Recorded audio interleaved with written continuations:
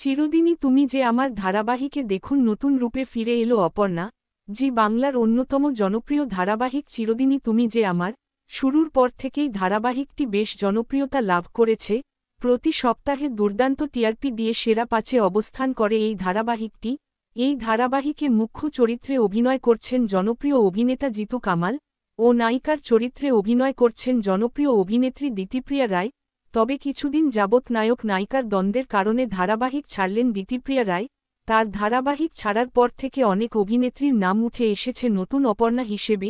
প্রথমে যে অভিনেত্রীর নাম উঠে এসেছিল তিনি হলেন প্রত্যুষা পাল। এছাড়া সৌমিত্রিষা কুণ্ডু, সম্পূর্ণা মণ্ডল সহ অনেক অভিনেত্রীর নাম উঠে এসেছিল, কিন্তু সব জল্পনা কাটিয়ে এইবার নতুন অপর্ণার কে হচ্ছে তা জানা গেল। নতুন অপর্ণার চরিত্রে অভিনয় করবেন নবাগতা অভিনেত্রী শিরিন পাল। ইতিমধ্যে জিতু কামালের সাথে তার লুক টেস্ট হয়ে গিয়েছে। তো বন্ধুরা, তোমরা কে এক্সাইটেড কমেন্টে জানাতে পারো। ভিডিওটি ভালো লাগলে লাইক, কমেন্ট, শেয়ার ও চ্যানেলটি সাবস্ক্রাইব করে পাশে থেকো। ধন্যবাদ।